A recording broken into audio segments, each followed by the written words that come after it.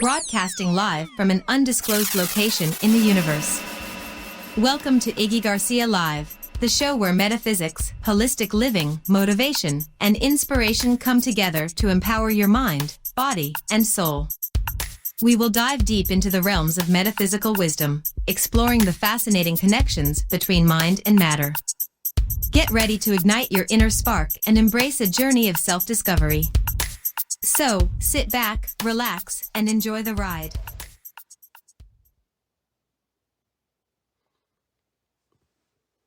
What's up, everybody? What's up? Iggy here. A good morning to you. Good Sunday to you. I want to welcome to Iggy Garcia Live and episode 213. And this topic today is, who are we? So that's kind of where we're going to lead into. But before we start, every show we always begin by recognizing the people who came before us, giving thanks to our ancestors, and the people who are important and valuable in our lives. So I always light a candle. It'll burn during our show.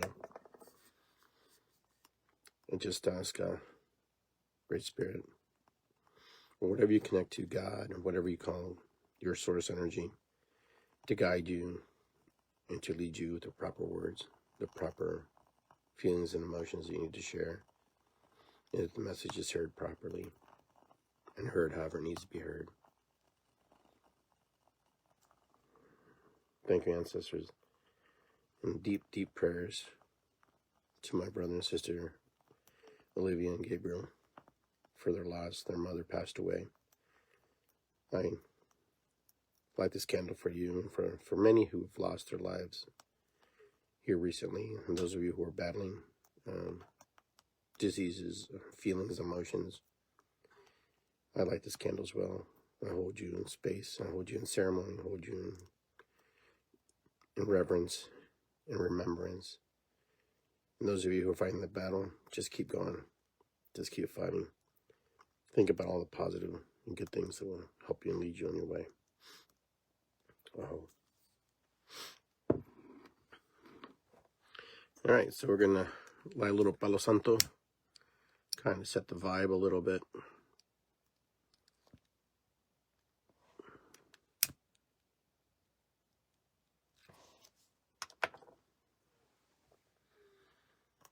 Oh, it smells so good.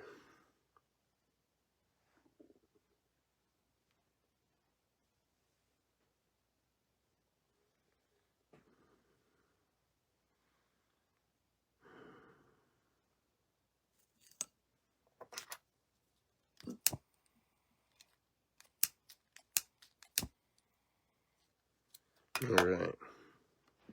Very good.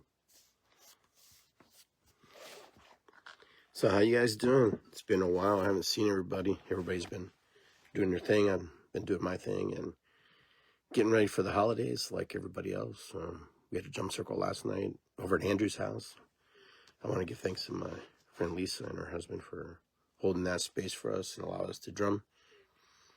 And it was a beautiful time. We got to actually do drum instruction, and talk about, the 4/4 count, 8 counts, and the different rhythms and the different beats and different tempos and stuff that, that goes into drumming.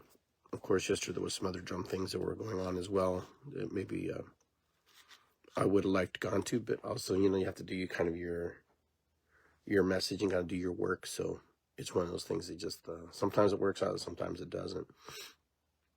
But anyways, we're getting ready for the holidays. We're getting ready to go into Thanksgiving weekend here, a week actually, and then things are going on. So there's a lot of things happening in people's lives and a lot of things going on in the world. But, for those of you who don't know, I've been doing podcasts for many, many, many, many years. Part of the withinsight.com team, which they create audios and videos and newsletters and stuff, and I'm going to get back on board with them and be doing more of those things again.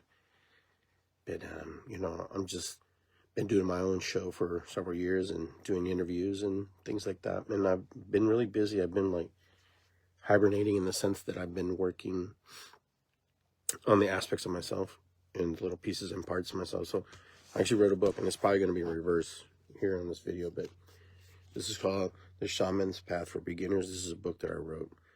So those of you who are interested in the shamanic path or just curious to see what it's like or what's it about, you know, there's a whole bunch of topics here about it. Kind of like just a little foundation. There's also a QR code there to, you know, in order to leave reviews and stuff. But this book is one of my first books. This was like my second book. This is a passion book about, you know, about shamanism, the foundations, the practical techniques, the healing practices of shamanism, the cultural context and the authenticity of shamanism. You know, integrating shamanism in your daily life, advanced shamanic practices, you know, just some things I'm just reading out to you here. Community and shared practices, transformative power, and of course, you know, just the intro and stuff. So this is my book. If you're looking for something for holiday to give away, this is a great book. You can go to iggygarcia.com and you can purchase it there. Or you can go to on Amazon where, you know, they sell all these books. These are self-published books, so these are books that people like myself work hard to create. And I'm working on several other books right now. I've got several coloring books out. I have one on shamanism. I have one for the holidays. I have a Christmas one. So, you know, there's a little bit of everything for everybody. I think that regardless if you're in your genre, sometimes you should step out of your genre of expertise and learn some other things and write about your experiences with other things. Excuse me. So life is like that. Life is, you know, being the student, being the person who's learning and trying to connect and reconnect with the aspects of ourselves and the pieces of ourselves that are, you know, trying to rediscover itself, within the parameters of who we are. So today I wanted to talk a little bit about just things that we always talk about, you know, what people always, you know, talk about, you know, who are we? Who are we in the gist of, you know, our own personal lives, and who are we in the gist of the world? You know, how does the world experience us? How do we experience the world? How do we experience other people in the world? You know, it's really interesting because sometimes we have expectations about what we think the world should look like, or the world should, how we perceive the world and how others perceive us. Because a lot of times, you know, we put our judgments on people. And so the judgments is the part that sometimes causes a lot of the friction, causes a lot of the issues with people. It's not so much that people are good or bad. It's just sometimes people make these decisions. They think that you have to meet me where I'm at. But you remember, you're also got to meet people where they're at too. And then you got to find the balance. Then you got to find that rhythm, that balance, that harmony between both of you. And you'll know pretty quickly if that works or doesn't work, because sometimes it's there and sometimes it's not. And regardless if it's there or it's not there, you have choices you can make. And that's the thing about when you create friendships and relationships with other people, you get to decide if this is a good one for you or not. So many times we stick into partnerships and relationships because we think we have to. And, you know, quite frankly and quite honestly, that's not necessarily good or bad for you, but it's usually not a good decision. You don't stick around because we think we have to or think things are going to get better. And how many times have we done that? So you ask yourself, how do you think the world sees you? How do you think you see the world? Do you see the world through the eyes and the lens of social media? Do you see the eyes through the eyes and the lens of what your friends, how they experience the world, and then they project that onto you? You know, it's one of those things that you can go just about any which way you want. And you have to be very cautious and very careful sometimes, I believe. And of course, I'm projecting my thoughts and my opinions too. So you also have to be able to go, okay, I agree with Iggy, don't agree with Iggy. I'm going to think about what Iggy said, you know, regardless, because you have to live your life. You have to, no matter what I say or do, whatever you tell someone else and someone else tells you, you have to make those decisions, what's best for you, how you're going to navigate, how you're going to move through the world. Because the world waits for nobody. And when I mean the world waits for nobody, the earth turns regardless if it waits for you. The sun rises regardless if it waits for you. The moons go through its cycles regardless if it waits for you or not. It doesn't matter. Each day someone's born, someone dies. Someone's born, someone dies. There's a cycle. There's an ebb and flow of life. Sometimes we're thrust into the parameters of, of energy, which, causes us to, do some very heinous things in this world. And, a lot of people are taken out. And then sometimes we just let things flow naturally, and then we just progressively go through the process. Now, the world is one of those places where you can pick and choose and dissect and tear apart the pieces and the things that resonate with you. And that's normal, and that's okay, and that's nothing wrong with that. But the world also has these things where you just kind of allow things to naturally progress. It's like a flower. The flower blooms at its own pace, its own rate. Doesn't matter how much sun you shine on it. Doesn't matter, what outside influences are other than, overwatering and stuff like that. But the flower knows. It's kind of, it just has this instinct knowing. I bought these amaranth that are on my table, and they're inside these little wax balls. The bulbs have been put in wax, and you don't have to water them. And I'm thinking to myself, wow, it's almost kind of like an air plant. It kind of becomes an air plant. It just kind of survives in the light and the moistures and the things are there. So adaptability is super wild and important when you think about it. How you adapt to your environment, how you adapt to situations. And, this plant would foster and grow in the ground as much as it's growing inside this wax-contained space in this sphere. And kind of like we're inside this huge sphere called Mother Earth, and she sustains us and gives us everything that we can possibly need in order to live. Now, and I'm looking at this plant, these pods, these bulbs. I have two. I wanted a white one, and I wanted a red one, but they didn't have it in the small ones. I had to get two red ones, but I got them from my wife, and I got them from my mother-in-law because, just a reminder, that these living things, they prosper, they go through their cycles. If I bought my wife plastic flowers, I don't think she'd be too happy with me. Sometimes there's something about, having the nature, because I can recycle the leaves and the petals and stuff and use them in certain things. But so I'm fascinated by how this plant adapts and how this plant does these things. And this year I brought most of my plants that I grow outside and leave in these pots, and I brought them into the house this year. And just to see how they would do, because, number one, it's like, if you can save them. If you can't, you can't. But also they're, plants are expensive, and there's this my human side. Well, they cost money, I'm not going to go off and just buy. I bought these cannas, and these cannas are growing really nice, still in the pot. And my wife's probably going, why is there a jungle in our house? But, it's one of those things that, it brings, this different look in our house too. It brings us this beautiful arrangement of flowers, plants that are growing. We'll miss them when they go back outside, but they have their place. And my mums are still kicking it. They're on the back porch. They're doing really good. Usually those guys dry up and they're done, pretty quick. But it's kind of where energy falls intent, like where you put the intention on things. And, and that's one of those things in our lives is where we put our intention, what we say, what we do, how we perceive, how we judge, how we project, and all those things that we do onto ourselves and onto others, so dictates everything that happens in our lives. You turn on the TV and you can be ransacked with information, ransacked with all kinds of stuff that either serves you or doesn't serve you. But regardless, when you're on there, you have to make a choice. Why am I watching this? Do I need to watch this? Should I watch this?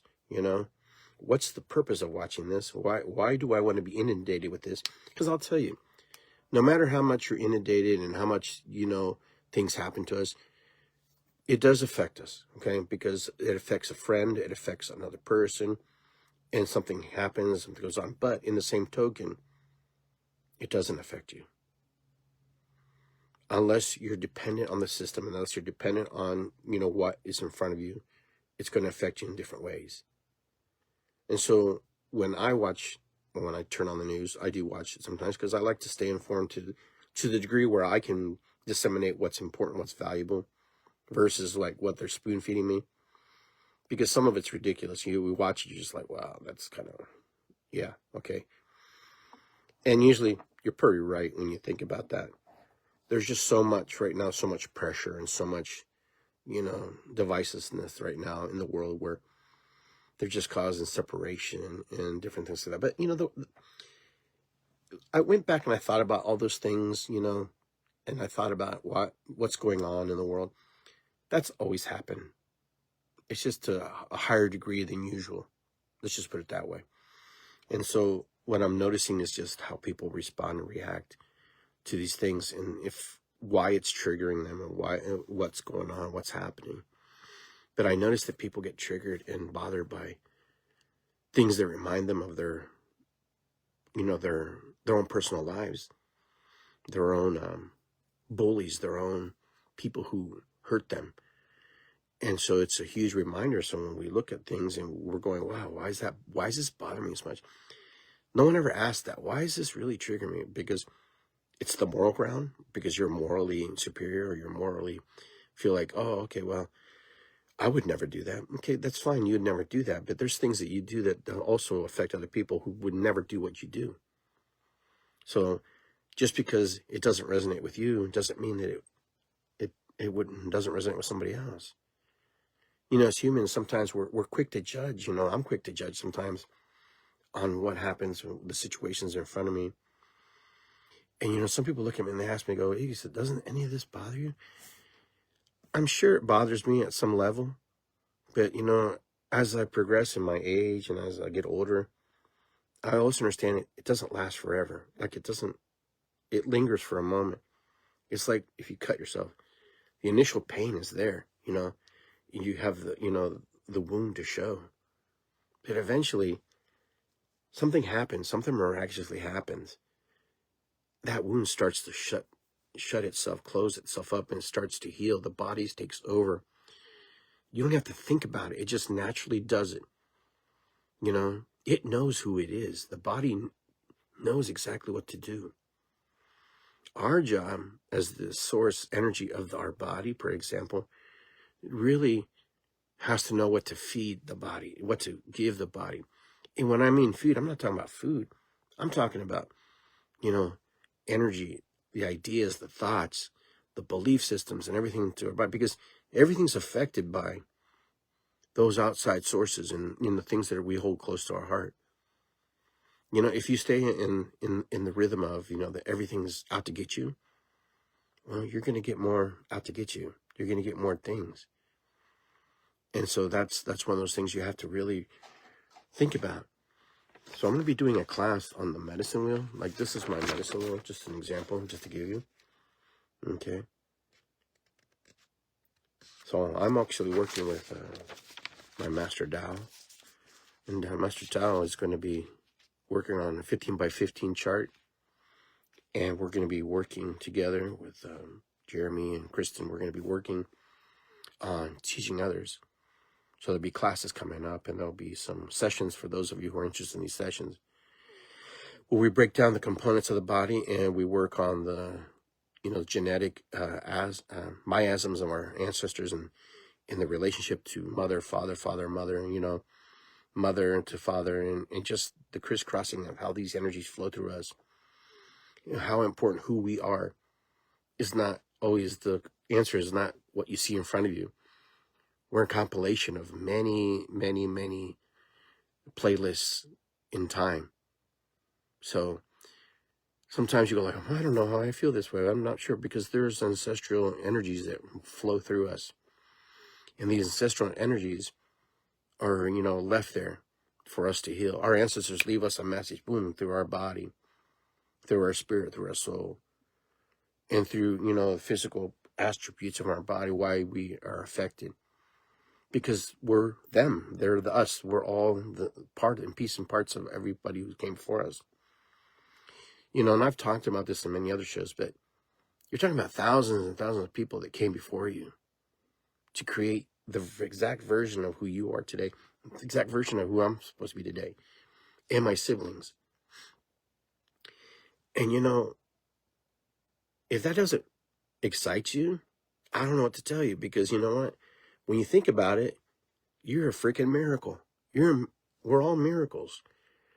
And and there's a lot of miracles that never are born, never make it, for many reasons, through death, premature death, abortions, all kinds of different things. There's reasons why things don't happen. But regardless, those of us who make it, those of us who come to this plane and make into this in the physical moment in time, we have an opportunity to heal wounds that have never been healed before. And it took thousands of generations, 7 generations deep between each side. You're talking about different levels of energy that perpetuated its way all the way to this present moment in 2025. The day you were born, the day of your conception. So Master Dow and I and Jeremy and Kristen, we're all working on, conception chart. And the conception chart is powerful medicine. And I'm going to bring Dow on our show so we can talk a little bit about that as we work through that process. But your conception chart and the conception of who you are as a human being is vitally important to help you process and move through the things. Our lives move into cycles. We have cycles of 10s, 10, 20, 30, 40, 50, 60. Cycle of 60s, and a lot happens in those 10-year gaps. Just think about, where the next 10 years goes. I'm going to be 59 here. I'm close to 60. The next 10 years is almost 70 years old. I'm on the backside of 70. That blows my mind. That blows my mind because, I remember when I was 20. I remember when I was 15. I remember when I was,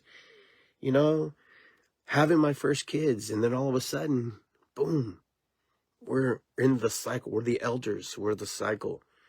And we're the energy that helps others heal themselves. All healing is self-healing. It's one of my, every teacher I've ever worked with has told me that. That in order for us to heal, we have to be the healer ourselves. Nobody can fix us. No one can help us except when we open our mind and our heart and our spirit and our soul to the healing process of what it is. And so when we tell our body that it's sick, we tell our body that we don't feel good, when we tell our body that we have aches and pains, it hears it. It already feels it. It already knows. But you just amplify the energy.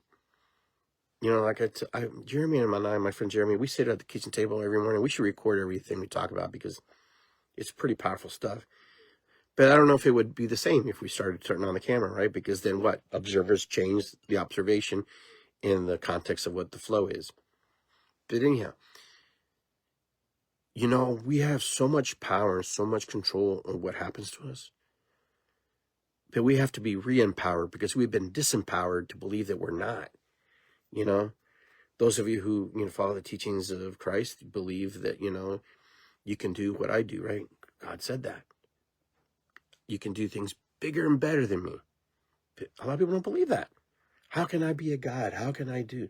He never said you're going to be a God. He just said that you could do things that I can do. Why? Because he's the manifestation creation of what you believe. But that's where, if you believe that. But the universe is always saying yes. And I talked about this yesterday at the drum circle. The universe always says yes. You want this? Yes. You don't want this? Yes. And in the same token, it can say no. Do you want that? No. Do you need this? No. So yes and no are very powerful words. And maybe is the stationary bike where it just kind of puts you in that holding pattern. Maybe. Meaning you haven't decided to go right or left or yes or no. But it's really fascinating to know who we are in the context of the world, because the world helps create us, but we also help create the world. So there's like this, this ebb and flow between us and the world, because the world is our life. The world is who we are. The world is what we create and what we manifest inwardly and outwardly inwardly. So all the pieces and parts affect the whole.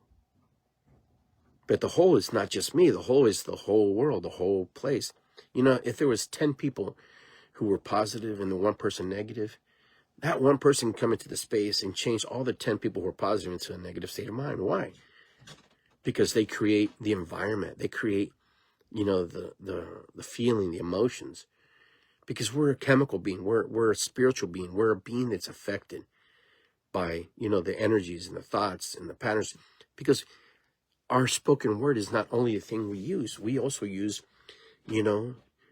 nonverbal cues, energetic cues. You can walk through a room and not say a word and have the grumpiest face and affect the whole group. And everybody's like, what's wrong with that person?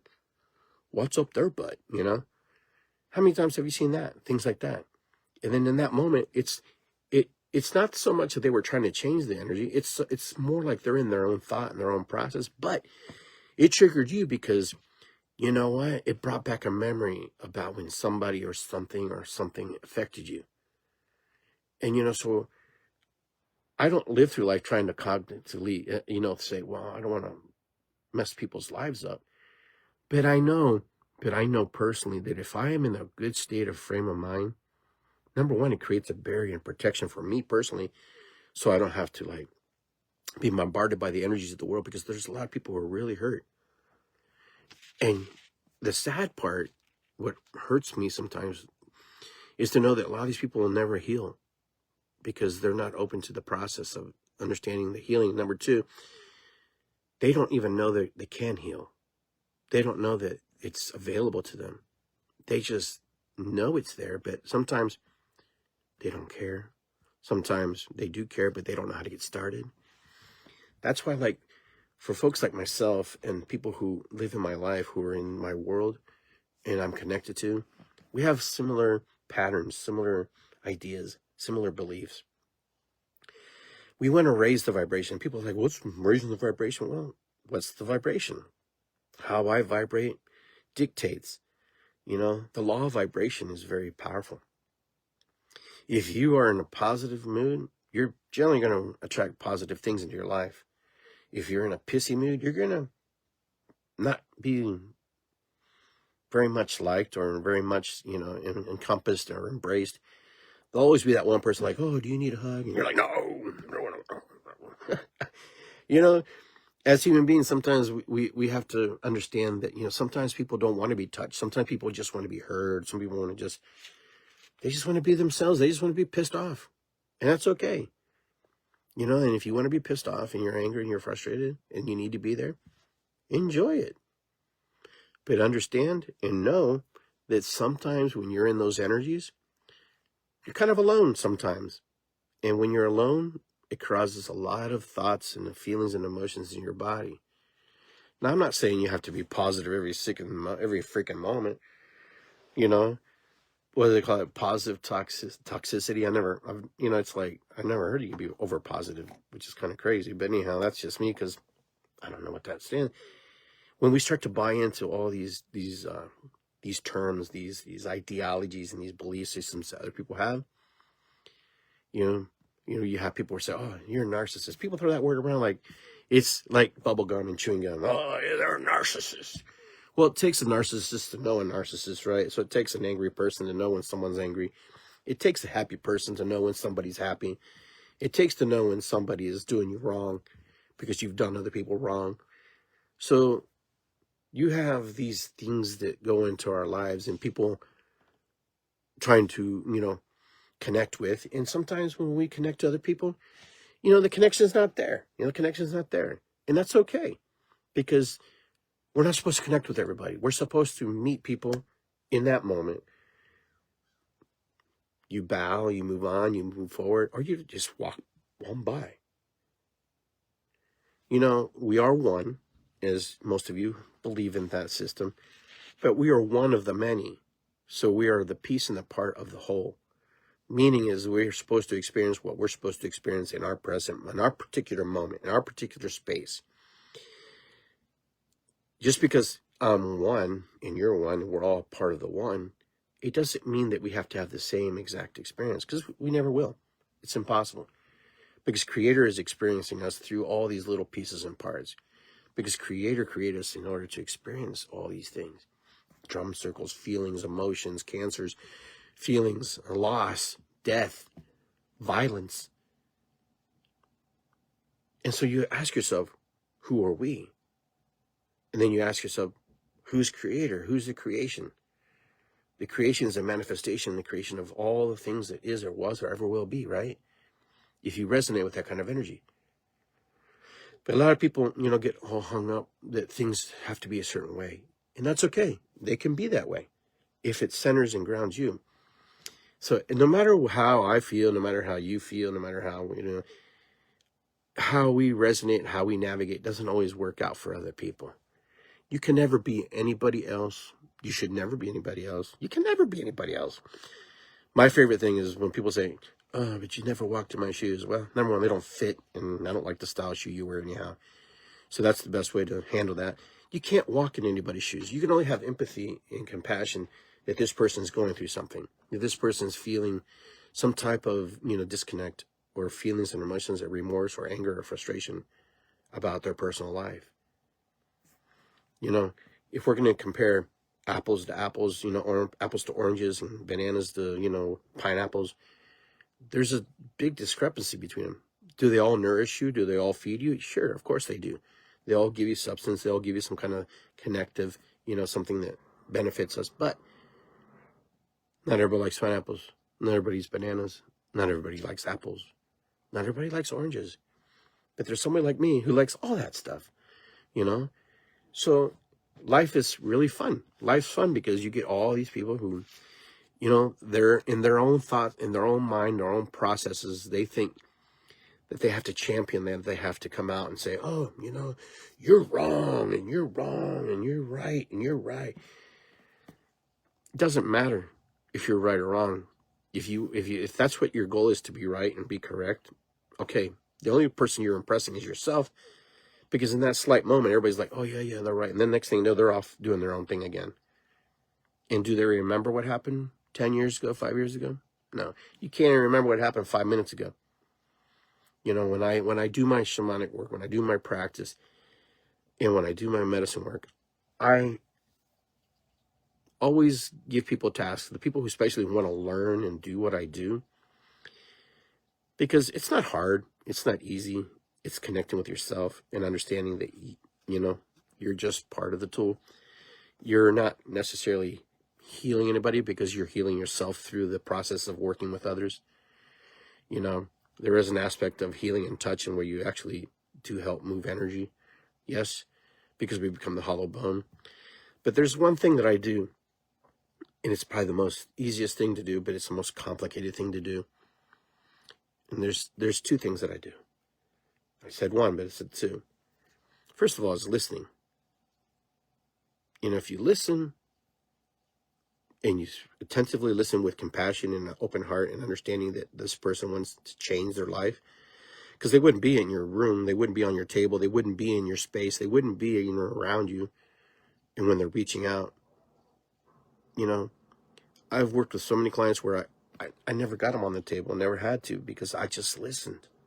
Because that's one of the first shamanic practices they teach you, the art of listening. So listen to what really is being said, and then echoing back to them what you heard. And sometimes they will correct you. No, I didn't say that, but it does sound like that, but I can see that. And just the conversation with another human being about who they are and where they're at and why they're feeling the way they do is vitally important. And those of those who want to do the work I do, one of the biggest tasks I do is, just journal your day to the specific point of everything you did. Every little detail. Don't leave anything out. And this is really hard for people that I've worked with. And there aren't many who do this work, because to detail and to know exactly where I'm going with this is, if I asked you to journal exactly what your day looked like, it can't be one of these things where you're like, well, I got up in the morning, went to the bathroom, blah, blah, blah, then I went and made myself a coffee. No, that's not detailed. Those are details, but that's not detail. Detail would say, I opened my eyes. I turned my head side to side. I let out a big yawn. I stretched my eyes. I looked over to the window and saw there was no sun wasn't out yet. I wiggled my toes. I passed gas in that moment. Rolled to the side a little bit. And those are just the physical details of what my mind's thinking. I'm not even thinking about my heart was working all night. My digestive system slowed down to a crawl, you know. So that being detailed about life is vitally important. To be connected, to hear your own heartbeat, to hear the blood flowing through your veins. You know, it's powerful stuff. I believe, if I'm not mistaken, I don't know if it's Apple. I think Apple, yeah. They created this silent room. I don't know if you've probably heard of it. In this silent room, they'll give you $1 million if you can sit in there for an hour alone in your thoughts. And I'm thinking, well, yeah, there was one guy who almost did it. I think he lost out by a minute or two, I forget. But to be in a room where all you hear is you hear nothing else, you start to hear your heart, you start to hear your breath. I mean, everything has just become so hypersensitive, loud. And it's fascinating. Look it up because it really blows your mind. You think it would be an easy task to be in the silence of your own existence. And no, it's not. It's really powerful. The messages that you have for yourself are so profound and so amazing. And if we sat in silence, we would totally disregard sometimes what we would hear from our own personal thoughts and minds, because there's pieces and parts of us. Remember, there's pieces and parts that don't believe even what we tell ourselves. Oh, everything's going to be okay. And then another part going like, yeah, nothing's going to be okay, dude. Are you kidding me? Are you really not? The world's falling apart, man. Oh my God, you see what's happening over there? You know, and then there's another part like, yeah, let's give peace a chance. And there's another part like, peace, we've given peace a chance. We gave peace all the chances it has. And you know what? Nothing's changed. Everything's still the same. Blah, blah, blah, blah, blah, blah, blah, blah. You know? And that's kind of how human beings live. This is how we survive all this time, you know? Oh, they're going to get us first. We need to get them first. If we don't get them first, they're going to get us first. Oh, you know? We just landed on this island. We don't know what we're doing here. Who are these people? What are these people? They don't believe in God. Let's kill them all. You know? That's progress. That's the moment. That's the times. You know, I had a conversation yesterday with a lady who's an attorney, and we were talking about how, you know, how hard the bar exam is. And, you know, she passed it in her first try, and she's telling me that JFK Jr. failed it 4 times. And, you know, I'm thinking to myself, that's pretty significant, you know. Why would he fail? Why would he not pass? And it left me with a lot of quandary and thought about those things, about how we stifle ourselves and how we sabotage ourselves. I have to believe that there's a part of him that didn't really want to be an attorney. No matter, even though he went to school, I can't say that he was dumb or not smart or not bright. No, ethically, there's some serious questions you have to answer in a specific way. And, you know, there's like this rule and this unspoken norm of how things are supposed to be. And there's no room when it comes sometimes to the law for flexibility. And that's where the law can be detrimental sometimes. Constitutional law, Sharia law, all these different laws that we see, sometimes they benefit you, sometimes they don't. Even the laws in the universe, the law of the universe has its rules. If you jump off a building, you could survive, but I'm sure there's some things that probably will affect you, some things that, will detrimentally change you forever, or you could possibly die. I jumped off a building, not a two-story building. Yeah, I guess it was a 2-story building. As a little kid, put on a towel and jumped. I thought I was Superman, and the only reason I probably survived is because I thought I was Superman. If I just did it because thought it would be a cool thing to do, that wasn't the good thing. But, my aunts took my clothes off, hit me, they called back my spirit. They were doing CPR, they didn't even know it. Thank God to them that at least somewhere in the universe, someone had this idea, like if you take people's clothes off, put them on backwards and hit them on the chest, And that's what they teach us in CPR. They teach us 30 compressions, 2 breaths. You know, when I work with kids, I never had to use it, thank God, and never want to, because that's a scary place to be. But there's just like these things sometimes that when we do this spiritual work that, you know, we do naturally and without thinking. And, you know, instead of just watching someone, you know, deteriorate and wither off or die, we make an attempt to save, because there's a part of us that needs to save ourselves in healing. That's why when we work with people, when we see people, we want them to be so well. We want them to be good, because we know the vulnerability in the aspects of humanity, who we are as human beings, that one day our turn will come where we're going to be laying on the gurney on the table and remembering all the things that are important, versus you're not going to be remembering all the bad things. You're going to be remembering about all the good things, all the people that you've missed, all the people you love, all the people you're going to reunite with. When you're on there, how do I know this? Because these are past lives popping in right now. You know, these are stories that I've worked with people. This is hospice works that I've done with other people. They don't talk about the houses that they didn't invest in. They don't talk about the things they bought. You know, they don't talk about all these. They talk about the friendships they wish they would have fixed, the friendships they should have had, the places they should have traveled, you know, the gratitude they should have had for things. These are words that come out of people's mouths. But we so much hate to, you know, talk about these things, because it makes us vulnerable when we're living. But you know what? When we're in the drum circle last night, I say, everybody get up and stretch. Okay, once we stretch, that's because that's our connection to ourselves, to, you know, connect with us and get ourselves ready. And then I say, look to your left, look to your right, say hello to somebody. Hey, what's up? How you doing? Look across the circle, say hello to somebody. Why? Because sometimes that's the only interaction that some people give or do for others.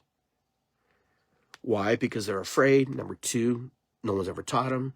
You know, in my culture, where I come from, Peru, and, you know, in Peru, in some other countries too as well, in the Peruvian culture, we say hello, we shake hands, we give kiss on the cheek. You know, in European countries, they do that too, you know, and we connect.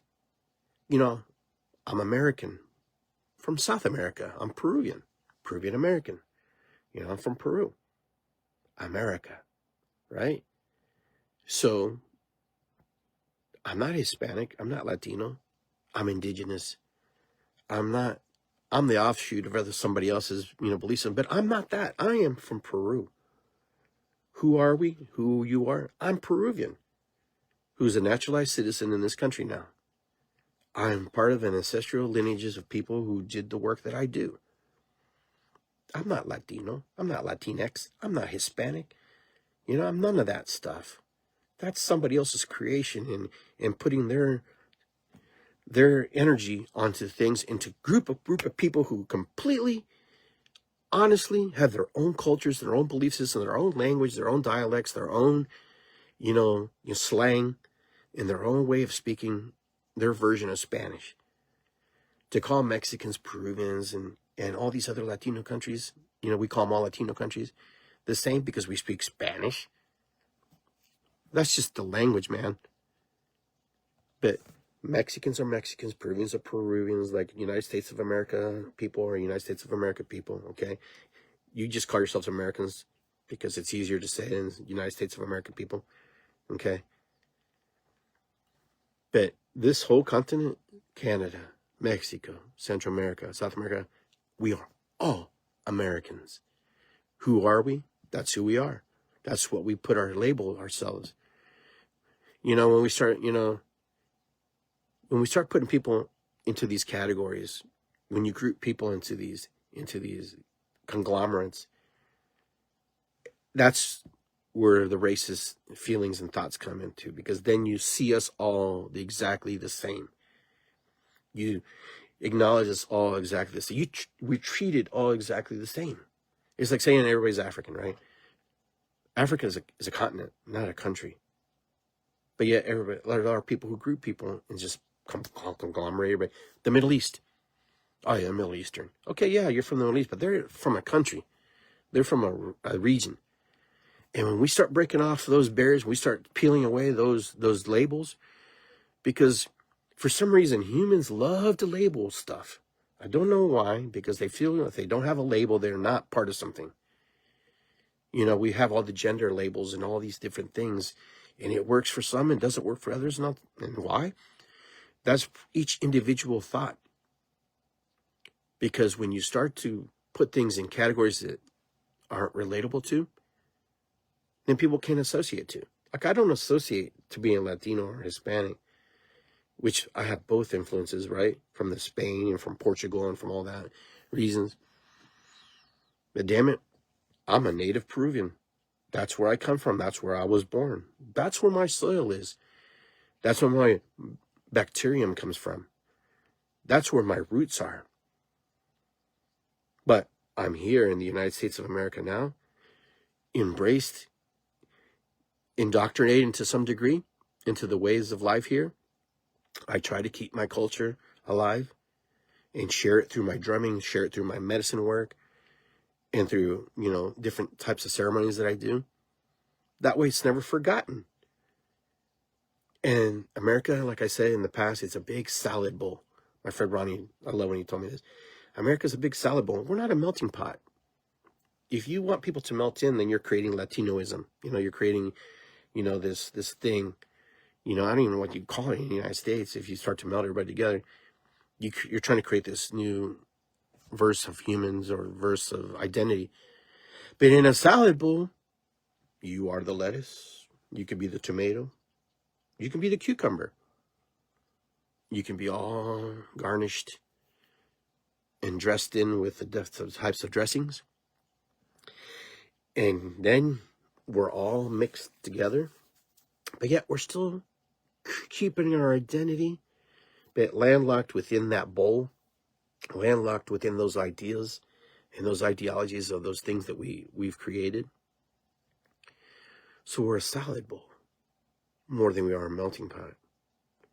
Because if we melt, it means we become something else and someone other than who we were originally. And that's what's happened in the past, where everybody created the melting pot ideology, the idea that now you have to be this and you have to create this. You cannot speak any other language. You have to speak only English. If you go to any other foreign country, there's people speaking 3, 4, 5 languages. Why? Number one, it's cool to learn more than one language. I think it's neat. I think it helps the brain processes too. It helps your mind and syncopate and create and, do all these amazing things. Some people can't even speak English or write English to any degree, let alone try to speak another language. And I get it. And I understand why we do what we are, because they're trying to create an identity from a very young country into this ideology of what they would like to be. But they don't even know what they like to be, because they're so fractioned and so divided and so decisive in how they want to see the world, there's no common ground, there's no common goal. When you go to China, yes, there are different factions of Chinese and different, groups, kind of like we have indigenous people here in this country. You have the Lakotas, you have, the Cherokee, you have the Nemaha, you have all these different groups. But a lot of those names aren't even their first names. These are names are given to them too. They're like the Wyandotte, for example. They're not really called the Wyandotte. The Adena. The Adenas aren't even, that's not even the real name. That's a name given, because they didn't know who they were, whoever discovered them. Those are just examples. And so when you go to like these different countries, in Peru, the same way, you have 200 tribes of people, different belief systems, different ideas. You go to, the Middle East countries, you go to African countries, the continent of Africa. You have all these different belief systems and tribes. And yet, we sit here in our chairs and like, oh, that's terrible. What's that happening? Why do they do that? How could they kill somebody else? How could they just wipe out a whole belief system? Because it's called indoctrination. It's called the melting pot. It's creating, we don't want people to be individuals. We don't want people to be, in this, this thought of their own thought. We want them to be controlled through, some kind of social structure. Because if we don't have any control. We don't have any power over it. Who are they? Who are we if we can't control them? But you know what? You know what's funny? Who are they and who are we and whatever? They are us. And I think people miss that. The people who are in charge, the people who are in power are us. They are us. They took the steps to be apart from us in order to represent us. And somewhere along the lines, we've allowed our power to disassociate ourselves from whoever we think we are. Now, I'm not saying be whoever you are and do whatever you want, because that's a huge, big difference. When I mean do whatever you want, means you don't just destroy and just annihilate and destruct things because you don't like it. You got to come to a place where you can talk and have a conversation and say, hey, we're different. How can we coexist? And coexisting is important, but part of humanity, and humanity doesn't want to coexist. Who are we? They know who they are. They are who they feel they need to be. And so in our country's the same way. We call it patriotism. We call it radicalism. We call them, ultra-Christian right. We call them radicals. We call them, hippies. We call them whatever. We put people in categories and label them because it's easier to keep people in a file and keep them, separate from us. We don't want to associate with those guys. No, why? Because that's how we control each other. That's how we manipulate each other. That's how we progress, digress, reverse, try to change, make changes. Because we have to champion for the people who don't want to champion themselves. And sometimes people can't champion themselves because they've been taught not to champion themselves. And sometimes people just fall on hard times. Sometimes people just don't have it. Why do they fall on hard times? Because the system is designed to create hard times. And if you don't believe that, you need to really think about that. The system is all around the world is designed to create certain social economic groups in our world in order to fill and create and fill gaps in places and things that need to be filled. But we don't, sometimes we're like, oh, no, it doesn't have, no. Sure it does. Sure it does. The system is designed to make everybody the same as much as possible. If your kid has a learning disability, well, let's just put them on Ritalin. Let's put them on some ADD, HDAD medicine and try to conform them and put them in the classroom so they can fit in with everybody else because everybody else is complying and your kid's not complying and your kid is a disruption. No, teacher, you just don't know how to teach this sentient being who has evolved beyond your capacity to teach them. Okay? It's not that this child something's wrong with them. Is that they process differently. Their brain is different. Their whole existence is different. It's no different than you say, well, I'm going to change every indigenous kid's name to Bob and Rachel, because we don't want to call them whatever their real name is. Because that's not American. That's not, Peruvian. That's not, wherever you come from, they've done that. It's been done all over the world. It's nothing just exclusive to the United States. All indigenous cultures have been raped and savaged for at some point or another in order to create and manipulate and create a workforce, a slave force, a breeding force. When you look at life, the things that humanity has done to other people is quite frightening and quite sickening and quite saddening. In order for, fill the greenbacks or wherever you come from. Humans do humans wrong. We do. And, and some people don't like to hear that because you know what? Oh, no, but I don't do that. I never hurt anybody. Maybe, maybe not. But you hurt yourself too. You've learned to hurt yourself. You learn to hurt others. You learn in order to, to manipulate certain situations. You know how to avoid certain situations and things don't like. If you don't like certain things, you know how to stay away from it. You know how to stay out of it. You know how to avoid the homeless person when you don't want them to come into your sphere of influence, when you don't want them to come into your life. You know how to walk around them. You know exactly how to stare this way and not look at them, act like they're not there. You know exactly what to say when someone's going to ask you for money and you don't want to give them money because you don't have any money or you just don't feel like they deserve to have the money. You know exactly what to say. You know exactly what to do. So it's not like we don't know. It's like we don't choose to do. You know, most humans are pretty smart and they're pretty resourceful. Most of us here. It doesn't matter if you have autism. It doesn't matter if you have some kind of mental incapacities or whatever.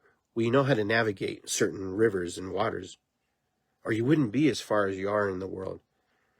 You know how to manipulate. And sometimes you don't even know you're manipulating people. Sometimes you don't even know you're taking advantage of people. It's just becomes so natural for you to, expect things to be a certain way that other people feel sorry for you or feel compassion for you. But then what they don't realize, and then what you don't realize sometimes, is the compassion, that well dries up. That well dries up because you know what? That person gets tired. People get tired. After a while, they get tired. You're not helping the situation. But like I said, you know how to avoid things. You know who you are. You know exactly who you are. Everybody knows exactly who they are. Everybody knows exactly where they want to be, how they want to be. Now, do you know yourself? That's the difference. Do you know who you can truly be or truly are? I don't know. Can you? You have so much potential. I have so much potential to be much more than I even give myself credit or even can imagine what I am in this world. Like I said, I'm the compilation of so many people that came before me, just as you are. And the idea to think that I'm unique in the sense that I'm the version of so many who gets the opportunity to either ride the wave and continue the heart and the feelings and the emotions and not heal them. I get to choose that. Or I can just stay on the boat, enjoy the ride, screw everybody else. You know what? You're on your own. Good luck. I'm looking out for me. I'm me. Doesn't matter, But in the end, it does matter. It does matter because sometimes we'll find ourselves very alone in our thoughts, in our feelings, and our emotions. And so, this who we are. Who are we? What are we? What are we becoming? It's really deep words because we don't even know who we are. We think we know who we are. We have ideas of who we are. No, most of the things who we think we are just accomplishments and achievements and things that we've done, things that we've made, things that we've created, things that we've said, things that we shared, books that we wrote, we think that's who we are. That's not who we are. Restaurants that I had. Where are the restaurants now? Where are the apartments now? Why isn't my tenant paying me rent? Who are we? We are who we are in the moment. We are how we experience the moment. We're that version of who we are in that present time. And sometimes we make some really catastrophic decisions. And sometimes we're just a poor decision, a poor batch. Now, are all good people good? Are all people bad? Not necessarily. But I'll be honest with you. There are some very, very bad people in this world. And there are some very, very good people in the world. And there's some very, very aloof people in this world. There are some very, very indifferent people in the world. There are some very, very people to the left. There's some very, very people to the right. There are some very, very people that don't know who they are. And it's okay. Now, I challenge you to look around your influence of friends. I challenge you to look around and see who influences you. I challenge you to look around who you influence, who you have rapport with, who you think that you can say anything to and they'll be okay with that. Who you kind of have like this little power kick over, like you can say just about anything and they'll be like, oh yeah, Iggy's right on. Because they're there. And there are other people who do that to you too. and you hang by their words. You hang by what they say. You are just, I'll never forget this when I learned this. You're the books you read. Back then it used to be the tapes and CDs. Now it's MP3s and videos you watch, right? It's the movies you watch, Did I say books? Anyhow, it's all that. It's all those things. The people you associate with, the books you read, the things you listen to, the things you watch, and how you perceive the world, You're influenced by that core belief system, the people around you. You don't see it because you're in it. So it's kind of like, you're in the storm. Sometimes you're in the periphery, and sometimes you're in the quiet, and you're watching everything spin around you. You're like, wow, you're in the eye of the storm. When you're in the eye of the storm, supposedly it's the most quiet, the most peaceful place. As soon as you step out, all hell breaks loose. Because that's how we create. That's how we grow. We grow from stepping out of the quietness. We come into the moment reflection. We come into the space. We come into that Zen place. We come into that sacred moment where we're able to reflect back on all the things that influence us. And then we step out back into the world, which is there's a lot of chaos, a lot of confusion, because not everybody has the tools, and not everybody has learned to have the tools. Not everybody has been willing to learn the tools or take on the tools.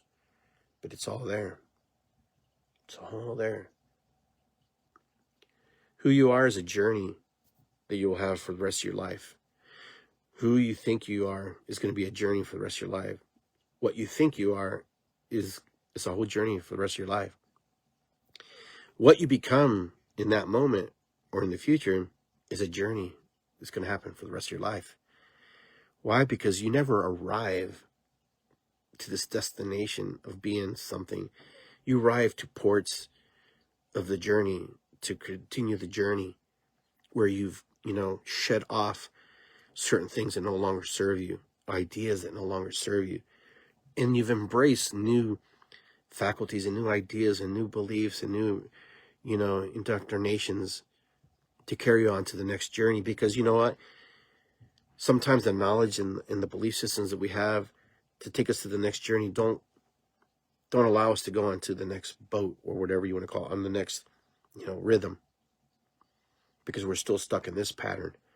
Once we leave this pattern and we're opening up the pattern to learn, we move into the next incarnations of ourselves, evolutions of ourselves. It's not that we lose this here, because we have that. We have that knowledge. We have that filing cabinet of information that we can move forward. But a lot of that stuff doesn't apply when we start getting here, because we start learning new things from new people, new experiences, new situations. And that's what's so beautiful about life.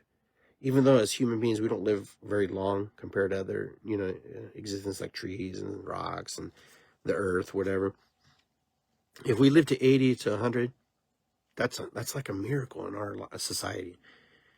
Now we live to 70, if we're lucky to be to 80. Sometimes now people are just dying at 60, which is kind of scary, But I can understand too, sometimes you get to a place where your body and your feelings, your emotions, you can't keep up. Like I understand sometimes when I was sick, when I was in the hospital, I understand why some people were ready to go and how they can create those ideas in their head and create the manifestations in their body, because the cells rebel against us. Our personal body rebels. I told my sister one time, one of my youngest sisters, I said, you know what? They have the cure for cancer. And she's like, oh, no, they don't. They do. You just can't afford it. And number two, they don't want to give it to everybody. And you know what? And she, she was a little upset with me, in those moments. But, that there's a part of us that just knows when to turn off. It's kind of like the Aborigines. They would go into the wilderness, the Australian Aborigines, when it was time to die. They looked healthy, they looked strong, but they knew it was their time to, to depart the planet, depart this Gaia. They walk into the jungle, sit down, You can do the research. You can fact check me on this. Close their eyes, and that was it. It was their time. It was over. That is so powerful.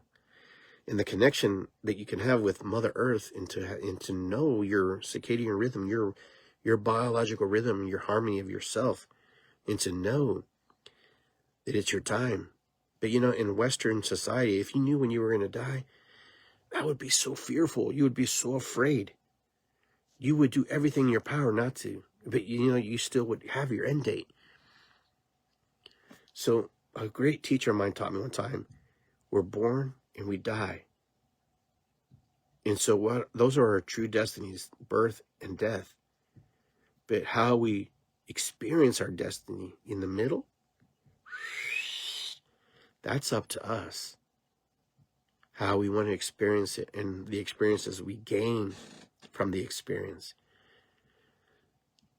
And I said, wow, that's powerful. That means that people can influence me, but still at the same time, I can debunk their influence, and I can create whatever I need to create in that moment. I can be whatever I want to be if I truly do the work. But the destinies, birth and death, those are guaranteed. What's not guaranteed, and what's open to interpretation, what's open to create and manifest and work in your favor, the nougat in the middle. Okay? Here's the outer part of the chocolate. But inside here, that yummy part that you guys like and you eat when you eat your chocolate bars or your Oreos or whatever you eat, or, the pie, anything, whatever, you just put it there.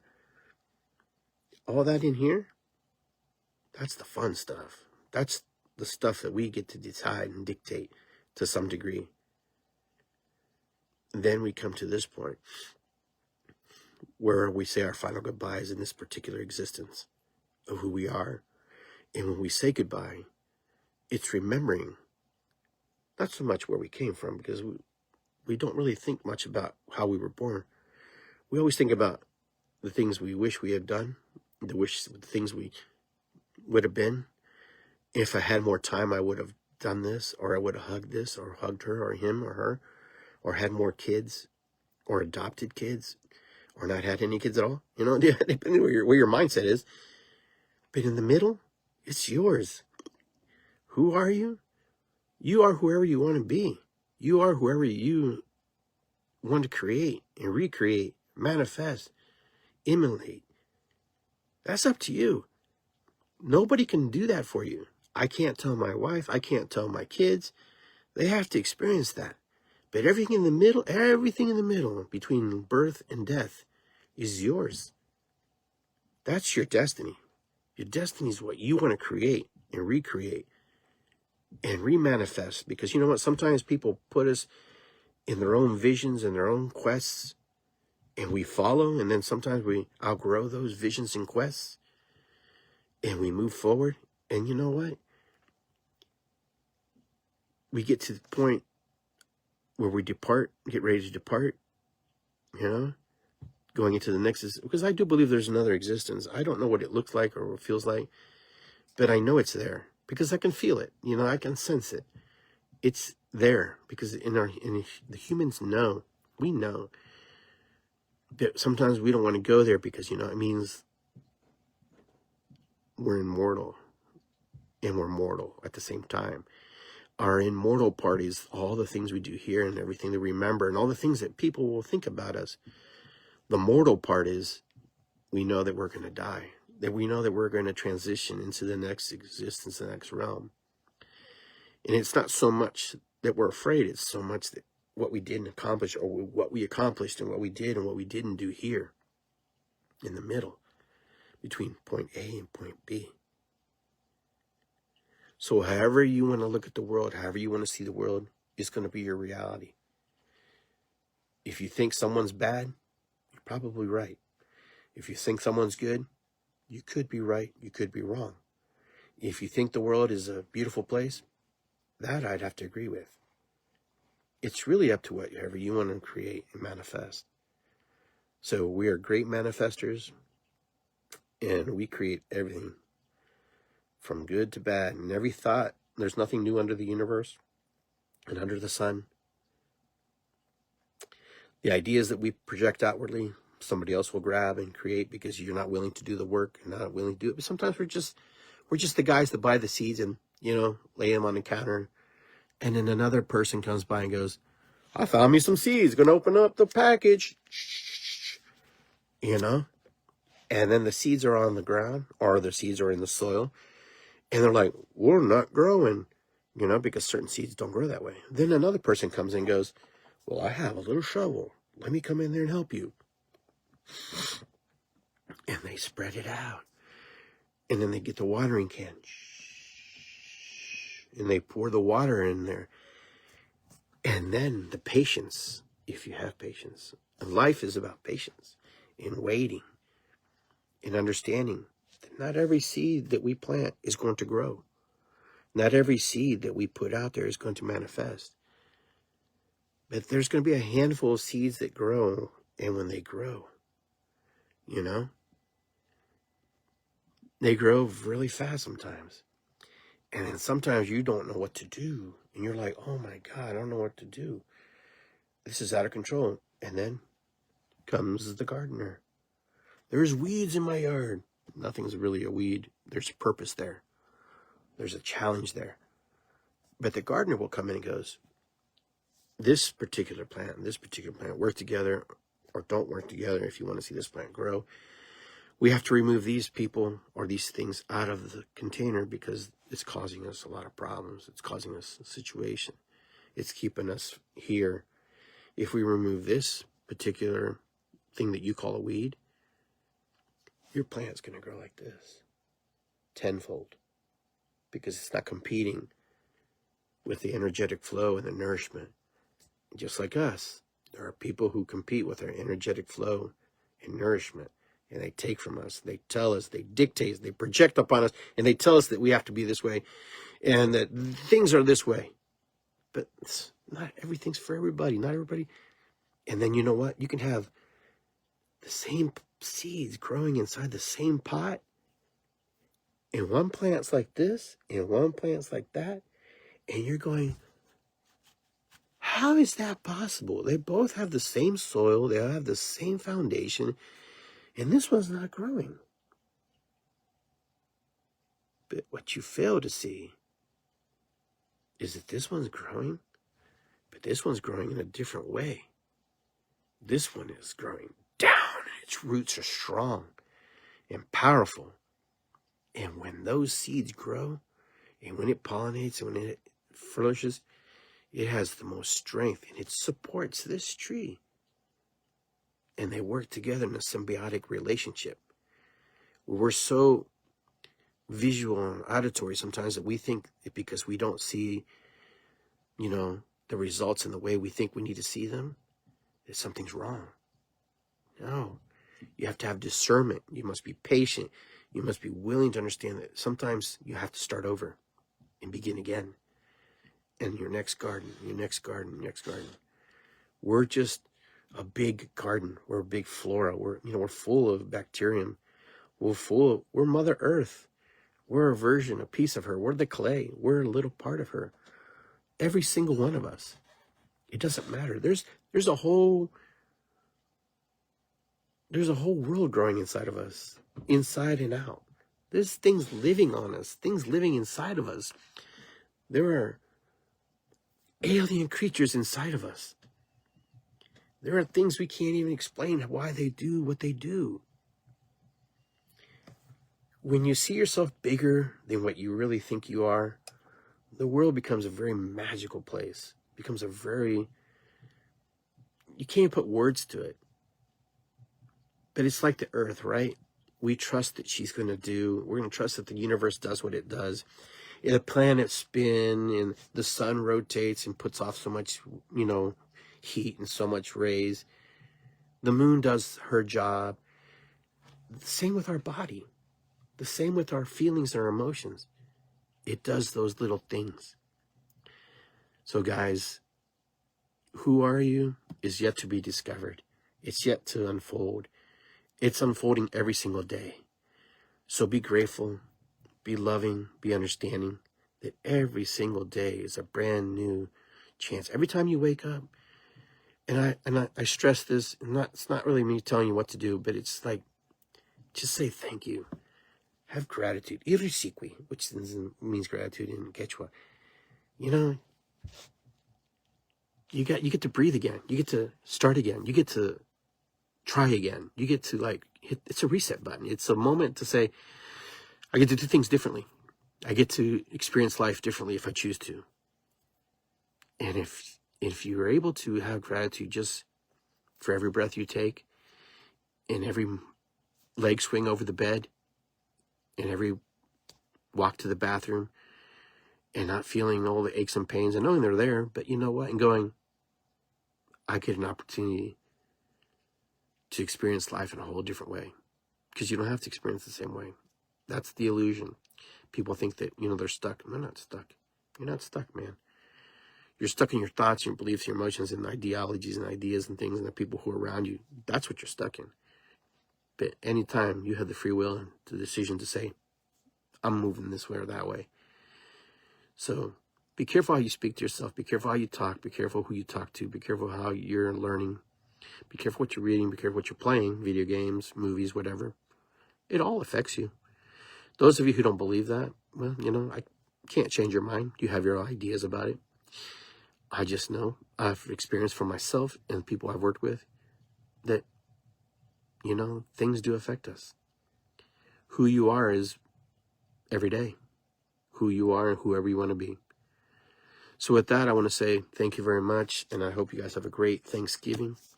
I hope that you have a chance to purchase my book on Amazon or on my website at iggygarcia.com. And I just want the best for you. And whatever the best is for you, you'll know.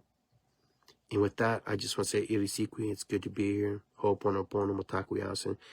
Those are things that I resonate with. Those are things that I hear. Those are things that I connect to. And you know what? You're always gonna have your haters.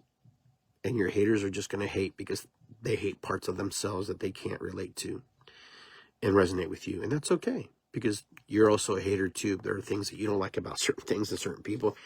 So we're someone's lover and we're someone's hater. So regardless of how you look at the world's not perfect, but there's perfection in the imperfection. And with that, I'll say, have a great rest of your day. And I'll see you next time on Iggy Garcia Live on With Insights Radio, iggygarcia.com. And, take care, be well. And join me on YouTube. Subscribe to my YouTube channel so you can keep up with all my stuff. All my shenanigans, like they say. Anyways, have a great, blessed day. Be well.